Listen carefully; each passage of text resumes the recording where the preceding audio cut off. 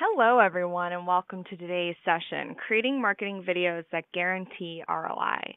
So thanks for joining us. My name is Dallas Jessup, and I'm a Content Marketing Manager here at BrightTALK, and I'll be your moderator for today's session. Now, today we're joined by my colleague, Simon Grozina, who is the Managing Director for BrightTALK Studios.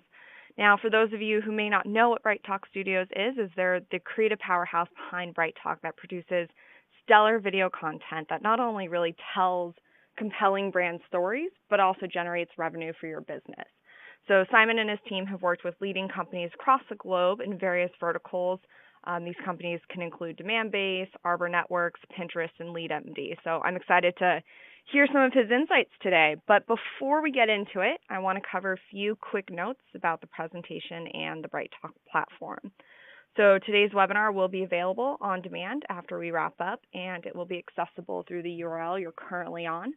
So feel free to share that link directly or use the social icons on your screen.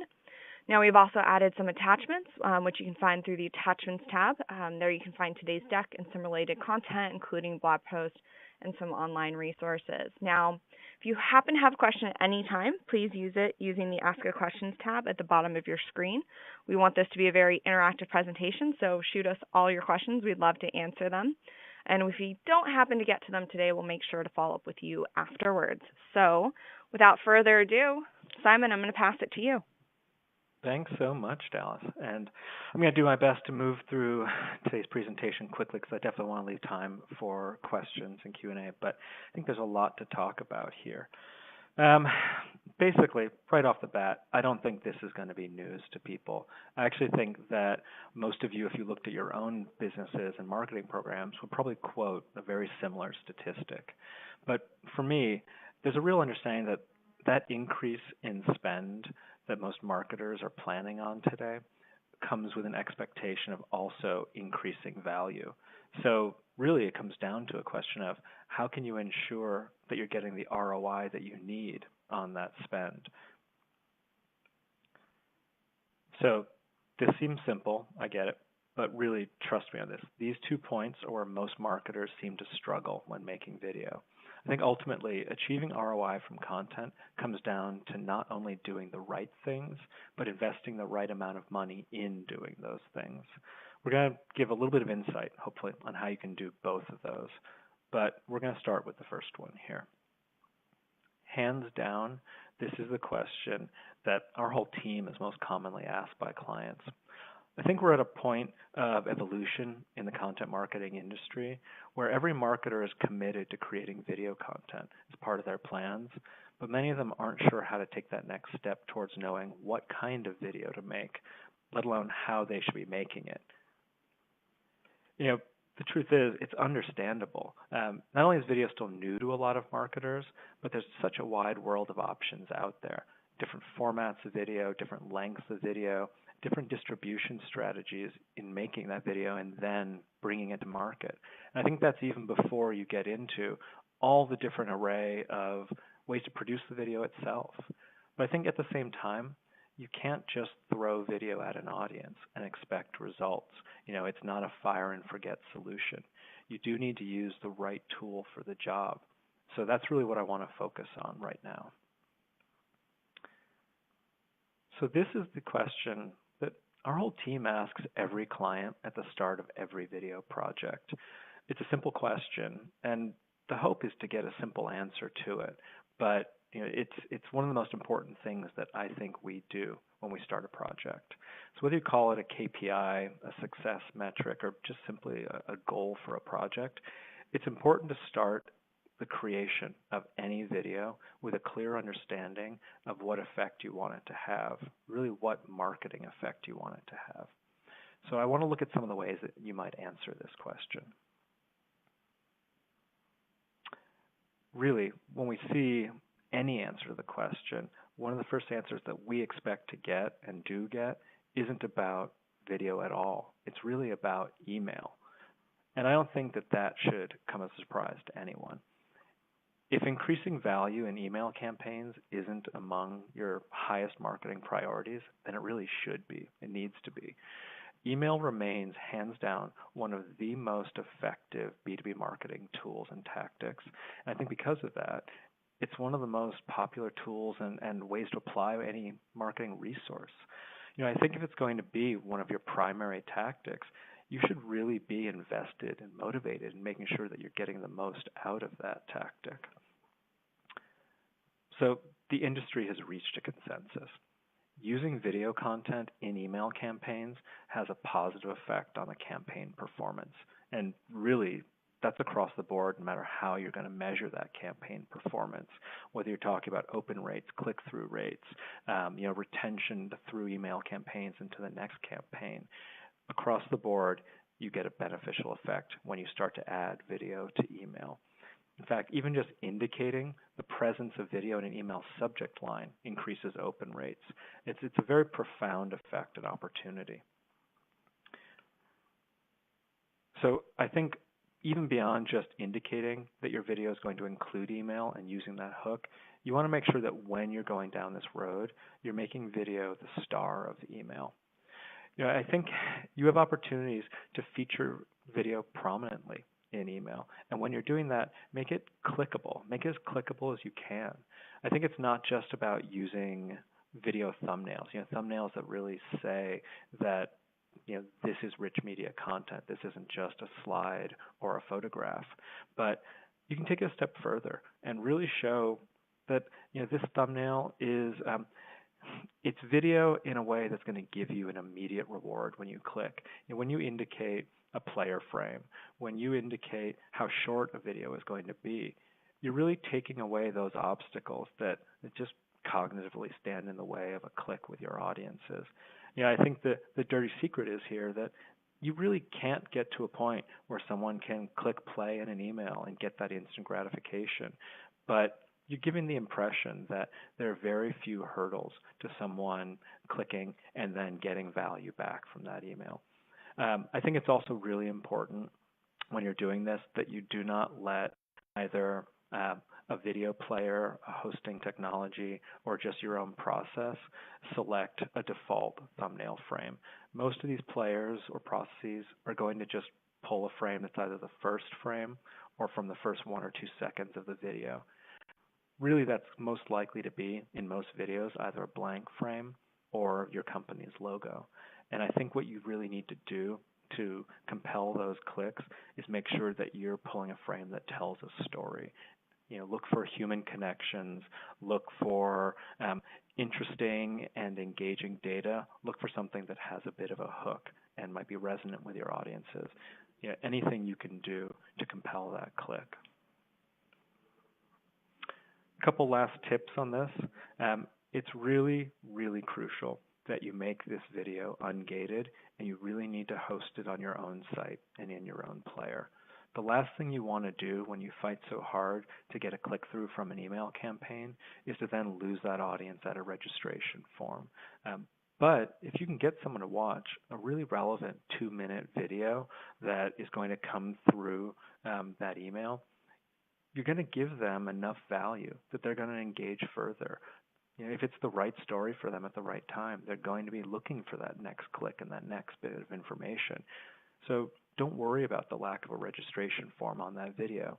You'll be able to capture the information that you need between your CRM, your email analytics, your marketing automation platforms. You're going to know who you're targeting and getting them to engage. And then you're going to find those other activities where the reg form is more appropriate. Lastly, please, please, please, please, please, if there's one takeaway, embed your own video players on your own domains. This is so important. I know YouTube is free, but there's a reason for that. As the old adage goes, if you aren't paying for the product, you are the product. And that is doubly and triply true with YouTube. Really driving your precious traffic to YouTube means you're giving away vital engagement data. And I think you're also potentially losing follow-up engagement to other customers, other brands' content. If you look at this example of our own BrightTALK Studios content on YouTube, I have zero control over what's shown in that sidebar. I don't know if this is content that I want mine associated with, if these are brands that I want mine associated with. You really run the risk of engaging that audience once and then losing them to other brands and other content. Whereas when you're driving an audience to your own site, you're going to be engaging them with your content, and you're going to be controlling that next click and that next piece of engagement. I think paying for business video hosting from any range of sources or opportunities is a very small price to pay to avoid that risk. So let's move on to another way of answering the question. And no, I didn't forget to finish this slide. It's not a placeholder.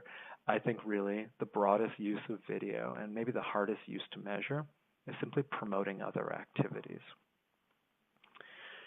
I don't know if you are familiar with the Content Marketing Institute's annual survey of B2B marketers and marketing. It's fantastic information. It's a really great study. And one of the things I love about it is it's a really large group of B2B marketers who are voting on their own experiences, priorities, plans, and really seeing where the industry is creating consensus.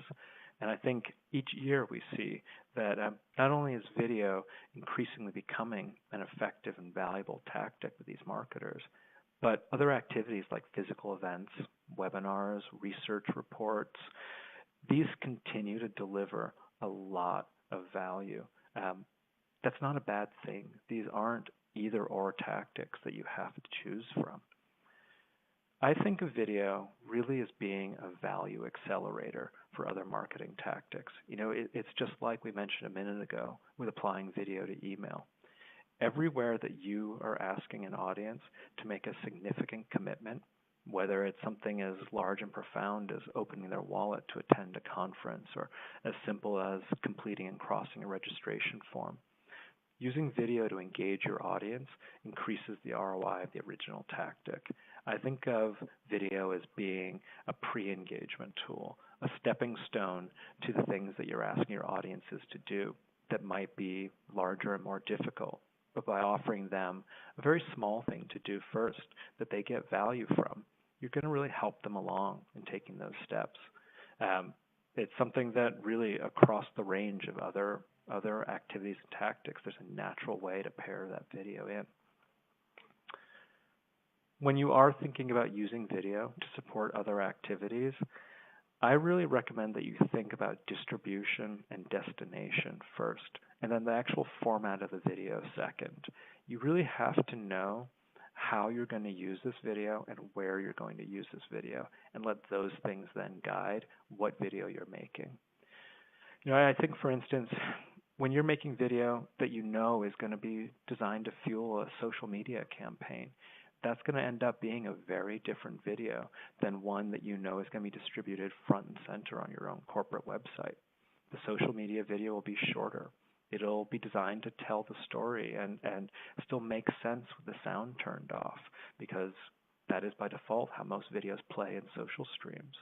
I think it's also going to be designed to hook and engage the attention of an audience that you may not have built any brand equity with yet.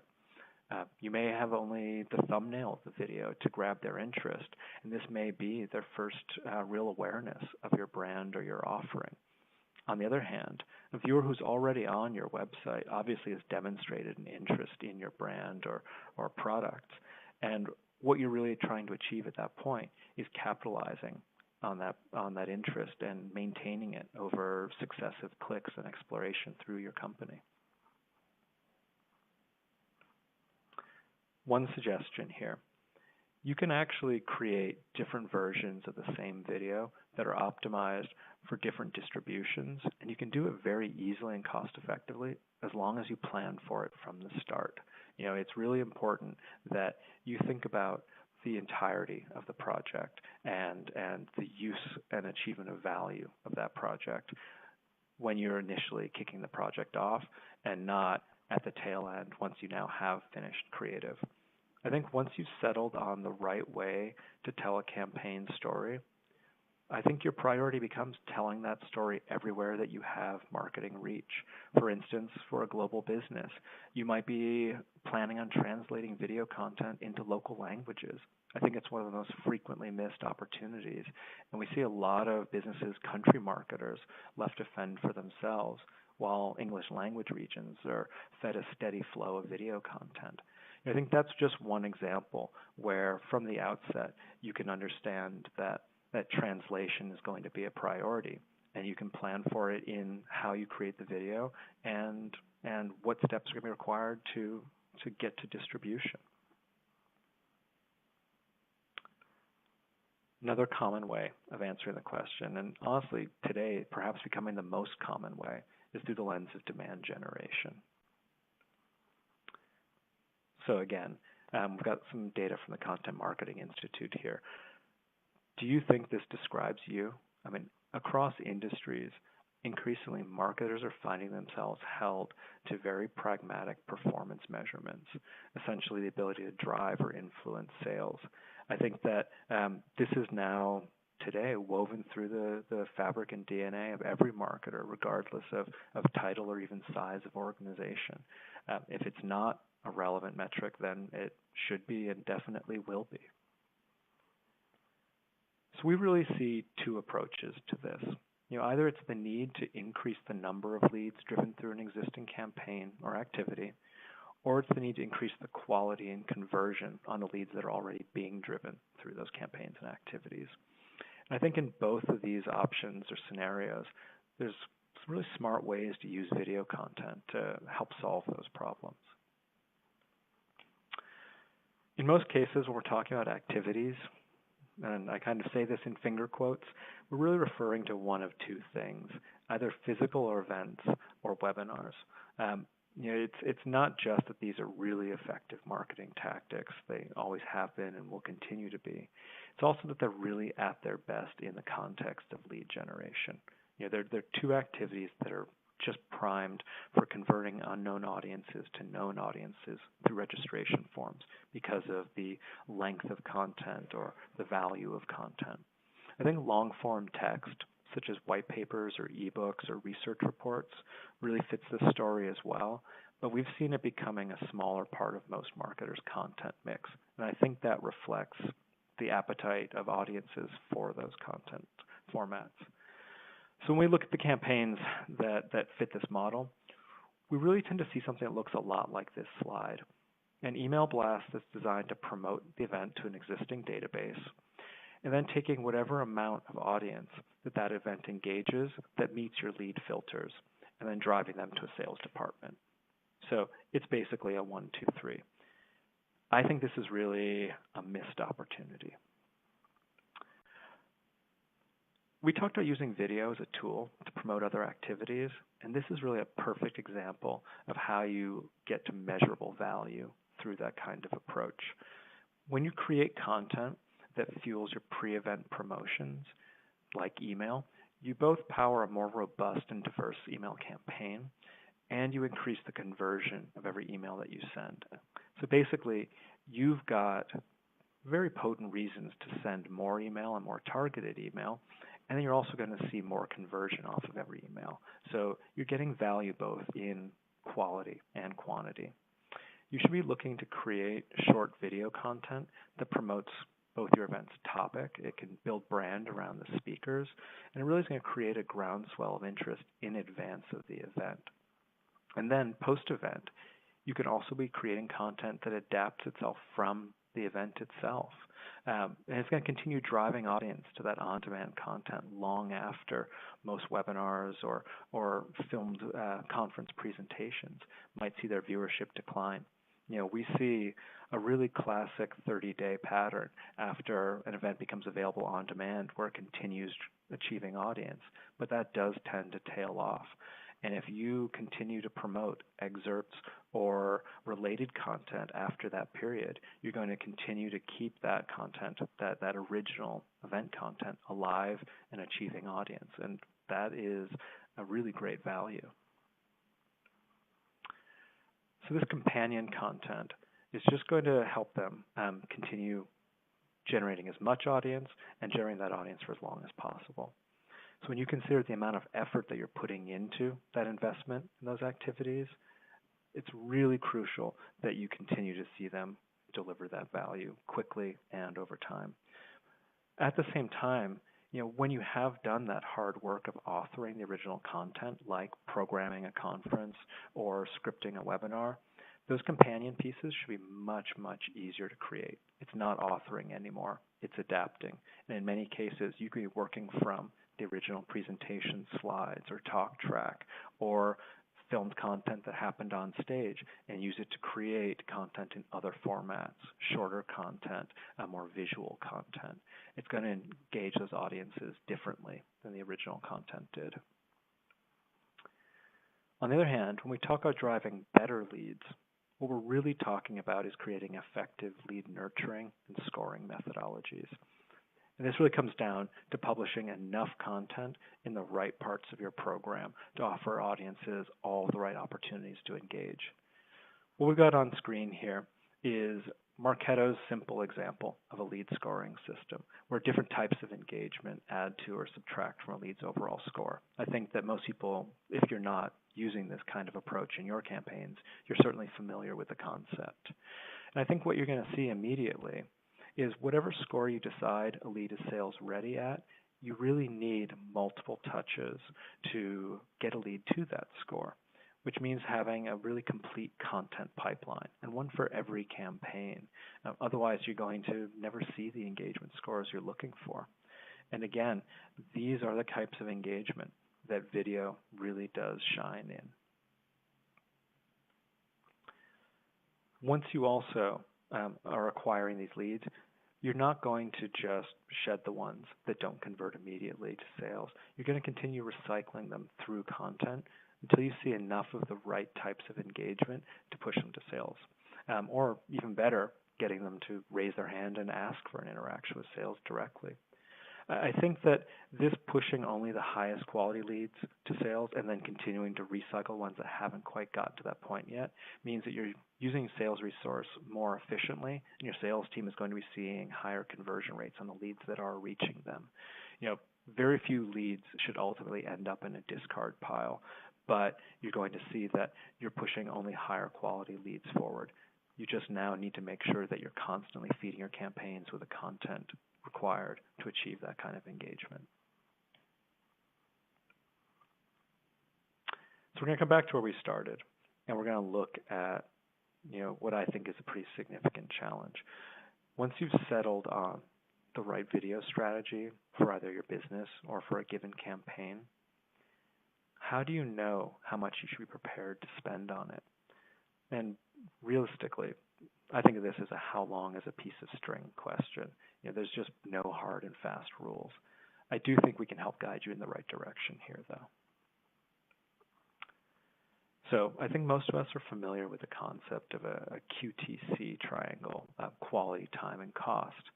I think, put simply, it's really the idea that you can have something done well, done quickly, or done cheaply, but you can't have all three. You need to choose at most two priorities and understand that you're going to have to sacrifice something on the third. But it's a really useful exercise to go through, knowing which of these things in any given situation is most important to you. When it comes to budgeting video, I make one little tweak to the concept, though, and that's changing time for frequency, or perhaps quantity. And I think as marketers, you have to think less about rushing projects or alternately slowing them down as a way to either increase or decrease your cost. It just shouldn't be an option that's on the table. I think instead you should be thinking about how often do you need to make video and how much video do you need to make. I think that frequency and quantity are actually real opportunities for you, and it's how you should be thinking about this from the outset. So not every format of video or every video in even the same format is going to have the same budget. In many cases, you can really be creating multiple videos for a budget that might otherwise create just a single video, especially if you look for efficiencies in your process of creating that video. This is really back to the frequency and quantity. And if we look at those Marketo lead nurturing diagrams again, what we're really talking about is very content-hungry campaigns. So being able to create more video more often is going to be really important in getting to that value. But it's not just a cost savings opportunity. I also think of this as an opportunity to lower risk in your campaigns. There's a lot of pressure on an individual video to find an audience. When you put all of your eggs in that one basket, if it doesn't perform, it's a reflection on the entire campaign. But when you can reduce the need for any one video to find a large audience because you've created multiple videos, your program has more ability to diversify its targeting, its publishing, its storytelling, and have any one of those avenues succeed. You spread that risk around across multiple assets, and one that underperforms will always be balanced out by one that outperforms. And you've got much more ability to find an audience that may have ended up being your real route to opportunity, even if it was slightly unexpected. The idea of whether you put all of your eggs in one basket or whether you diversify, honestly, neither approach is right or wrong. I think each one is going to be right for you at a different time. Again, think about the overall strategy and distribution of your campaign, and then you're going to align your video strategy to that. Investing big in a single video really does make sense when your campaign is singular in focus, and you're going to be investing also in a single large distribution push. Or perhaps the story that is evergreen and something that you're going to continue telling for quite some time. And any video you create will occupy valuable real estate for quite some time. On the other hand, I would strongly advocate for diversifying your video content with a quantity of more tactical videos. When you know that your storytelling needs to be very specific to a wider range of customers or problem solving, or perhaps making sure that your content is relevant is going to mean publishing on topics that may not have a lot of shelf life. The shorter the lifespan that you can anticipate for any video, the less money you should be spending on it. I think those two things are really directly correlated. Dallas, I would love to take a pause there and just see if we've got any audience questions. Absolutely. So there's a lot coming in. So happy to jump into them. So I think one of the first ones, there's a lot of questions around hosting sites, videos on your site. So question of being, we have an audience member who said it's expensive and problematic when they tried to host the video. She said about 2 years ago. Now, are there any tools that you recommend for distributing video on your own domain versus, like the YouTube and other sites like that? Yeah, it's a good question. I think that one of the priorities should actually be trying to avoid fragmenting technology. A lot of times there is already a media hosting or distribution technology in place. Again, we've got a little skin in the game, but with BrightTALK, there's a reason why we are both a webinar and a video platform. And it's the understanding that you actually want to consolidate your content into one platform as much as possible to make it manageable. You want to consolidate your analytics into one platform as much as possible so that you're not dealing with data coming from multiple sources and in multiple formats. And I think at the end of the day, it just makes the technology stack more manageable for the marketer, certainly for an IT department who may have to approve any implementation of technology. So if you do have a webinar platform like BrightTALK in play that also does have a video hosting technology and it meets your needs, then I think that is a really good inside track. I do think that there are a range of pure play dedicated video hosting platforms out there, and there's a range of costs involved as well. So I think that there's a lot of different fits for different businesses. I just caution to not necessarily race to the bottom and look for something that is, again, like a YouTube, where it's free because the data isn't going to be yours, and you may find yourself thrown in the same bucket as other people's content that you don't want to be associated with, or something that is going to be a homebrewed solution. And it could be site plugins or CMS plugins that at the end of the day you're going to be managing yourself. And I really do think that as marketers, you probably don't want to also have to be technologists. So I would look for the solution that's the right fit for your resources and that is as aligned as possible to the rest of your marketing workflow. I would agree with that, and I think one of your earlier, earlier part of your comment around, not trying to overcomplicate everything and have a zillion types of places and technologies that you're using, trying to streamline it into a few very strategic ones, definitely will remove the headache for you and your IT department. So I'm not surprised we got this question. This question's from Matthew is, when should you gate video content? If this is the case, what type of video should be gated versus freely available? Yeah, it's a very good question. It's a tough question.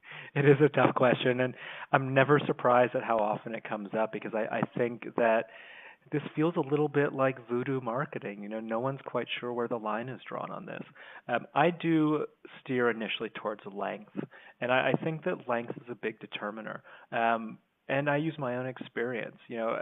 I'm often mocked by my colleagues for my unwillingness to stand in line for something.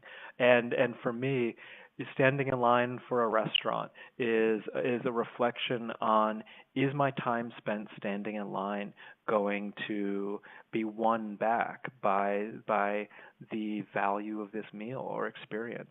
And I think that when we look at the impediments put in front of an audience for video content, especially short video content, it's a very similar consideration. If I click on this, will it have been worth that click? If I fill out this registration form, will the content on the other side of it be valuable enough for me? And if it's not, if you have someone fill out 5 or 6 fields of valuable personal information in order to feed them a 2-minute brand video, you may actually cause some harm to that relationship when they don't feel like they got the reward they needed or something that was equal to the value of the information they provided you. I would say that anything below 2 to 3 minutes long should not have a registration form on it, because I think it's actually very difficult to provide enough value of information in that length to make an audience feel like it was worth that registration form. I would also say that this is why you create companion content, because you should be telling the same story in that 2-minute video at greater length in a webinar, a white paper, an ebook, in other kinds of activities. And I think what you end up with is a 2-minute video. There's the sort of executive summary of that longer piece of content. It allows you to indicate some key takeaways and findings, indicate that you actually have quite a lot of insight on the topic, and then allow audiences who find that is what their problem is, what their interest is, allow them to continue stepping forward into the longer form content. And I think if you show that you have insight available and that you understand their challenges and have thoughts on how to solve them, and that is available on the other side of a form, you'll find audiences that are very willing to cross through that form. Great. So a question from Dawn is, do I need to have social media like Twitter and Facebook shown on my email and videos? So I think to decipher that, it's essentially, are we looking to promote ways to connect with us on social through the videos that you create? It's actually very funny that he asks that, and I'll pull back the curtain and say that in the next slide we have email call to action and social media call to action, and you'll see that our Twitter tag is in there. The truth is that we don't see a lot of people tracking from video discovered, let's say on domain or on YouTube, and then tracking back to other activities. Someone doesn't usually discover a video organically on YouTube or through a paid campaign and then track back to a different social media platform. Social is still a discovery tool in most cases. I think of that as being the top of the funnel where you're acquiring audiences and driving them other places. I think that's one of the reasons why your social content is probably not going to be content about your brand or content that is really heavily promoting your brand, because unless you have massive brand equity, then that is not going to be the hook that engages someone in social. What it will be is the classic informing, entertaining, educating. If you can do one of those three things in social, then you have a very good chance of an audience tracking you from Twitter or Facebook to another platform where you have higher value, like your own domain or a webinar program. So I would not worry too much about trying to promote people back into your social streams and instead be worried about acquiring from your social streams.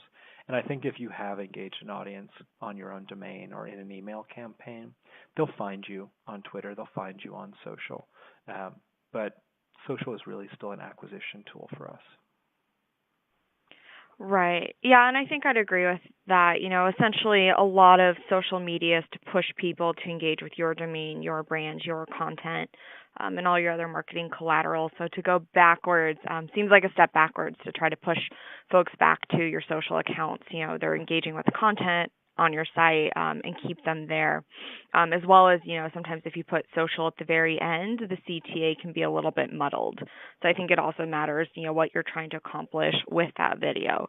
Now, if your goal for the quarter is to expand your social presence, then yes. But I think you definitely hit the nail on the head there, Simon. So, and I apologize for this next audience member if I pronounce this wrong, but Swen commented about the YouTube comment you had earlier around mentioning not to use YouTube. They have a great audience, which we do not have necessarily on our own website. Social media always tells us to go where the audience is. What are your thoughts here?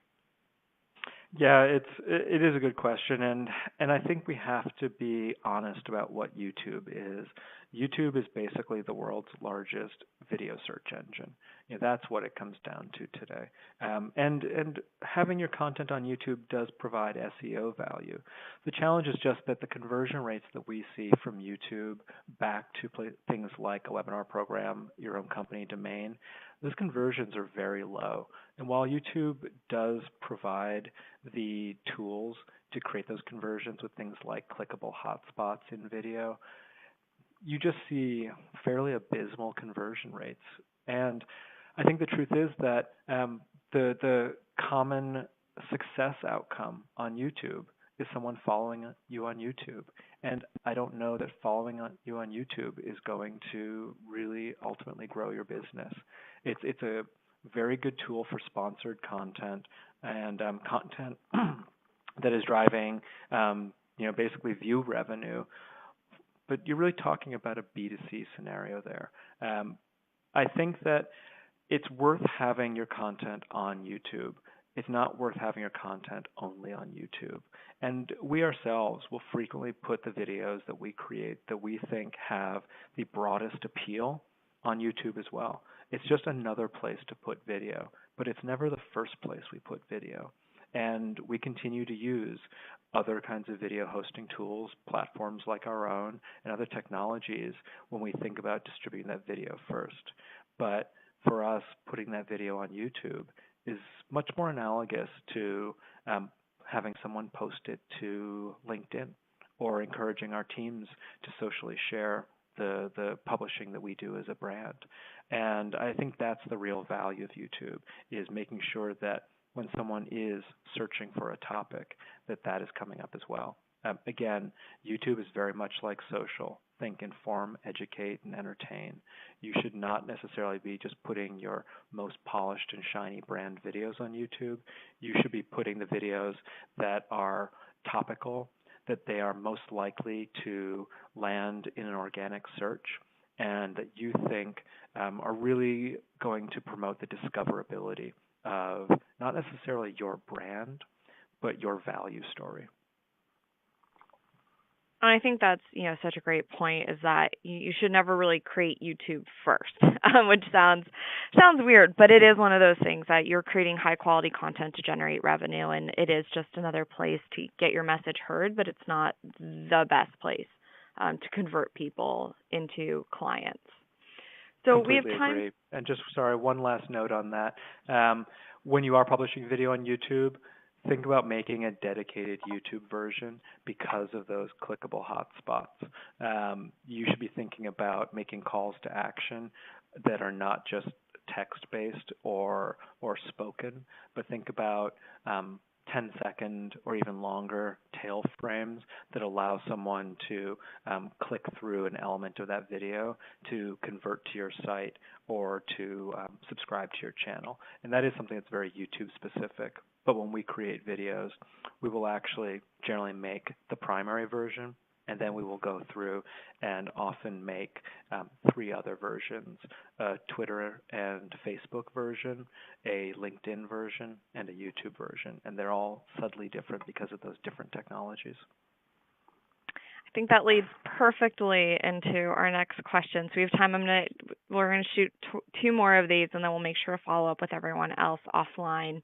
And for the person who arrived late, this will be available on demand after we wrap up, and will be accessible through the URL you're currently on. So feel free to catch it on demand. And for anyone else still on the line, definitely feel free to share to your colleagues or come back and watch again. So going towards the idea of different, social channels, Mary wants to know, I don't have the budget for everything. Is it better to focus my videos for just my domain or social, or is it better to have focus in on my main key stories and then duplicate it across social channels? So I think it's a question of, am I trying to do one main point across the web, or do all of my stories in one place? That is a very good question. That's a very good question. The truth is, no one has budget for everything. It would be a very different landscape. I think I personally would recommend focusing on videos for your domain, and here's why. That is going to be much later in your classic buyer's journey. Clearly someone landing in your domain is what I would consider to be a kind of mid-funnel to bottom-of-funnel audience member or interaction. Social is very much a top-of-funnel interaction. And we all know the math of conversion rates. You need to see such large numbers at the top of funnel, and performance has got to be in so many digits because those conversion rates through every following step are going to be low. Whereas when you get someone to your domain, you've actually already converted them a couple of times in most cases. So you have a very strong vested interest in keeping them from leaving, in making your domain sticky and continuing their exploration through it. Again, on your domain is where you're most likely to have a registration form, where you're going to convert them from an unknown to a known, be able to keep engaging them over time. So I think it's much, much more crucial that you find ways to increase conversion at that later stage. You may find that 10 people who, because of a video on your corporate homepage, stuck around, watched it, scrolled down, and explored further, clicked onto another page, registered for a webinar. 10 conversions there could be worth so much more than 10,000 social impressions. And ultimately, it may even be cheaper to get those 10 conversions to your site. So that's where we tend to recommend the focus be. And I definitely would echo that comment. In a prior role, we did a lot of user testing on sites and found that, definitely a lot of the video on there did create a lot of interest, engagement, and increased time spent on there, and thus, being able to get those conversions versus trying to get an audience from a platform to my website to then purchase my products through the 3 or 6 month sales cycle. So I definitely think I would agree with you there. Now, our last question, I know that we had a lot of different examples throughout the presentations of animations and live video. Sarah really wants to know, am I looking, what should I choose, animation or realistic videos? What's gonna tell my story the best? Am I allowed to say both? Because I think the answer is both, and I think I tend to call this horses for courses. It's all about what it is you're trying to achieve and the nature of your business. If you are telling a very data-driven story, if you're telling a very conceptual story, if you have research and statistics, I would lean towards animation, because those kinds of that kind of information is conveyed better visually. You can illustrate a number, you can demonstrate the impact of it. If you are more about building brand around the people of your business or telling a human story, then filmed content. People often report that adage that people buy from people. And I think that in a business that has those kinds of recognizable personas and personal brand, that it is important to lean into that and bring those people forward in your marketing as well. It's both of those things can have value. I think both of those things have place in most campaigns. It's just about knowing which one to choose when. Great. Well, thank you so much, Simon, for all your insightful tips today. I think there's a lot of interesting stuff, and definitely I know a lot of our audience members are chiming in and appreciating your insights today. So thank you, everyone, for joining us. I would like to remind everyone that there's some attachments to check out BrightTALK Studios, as well as today's deck and some other content. And then also, as I said earlier, this will be available on demand probably in the next 15 to 20 minutes. So feel free to jump back to this URL and watch the recording again, and we'll follow up with a couple of folks offline. So thanks everyone for joining. We hope you have a wonderful day. Thanks everyone.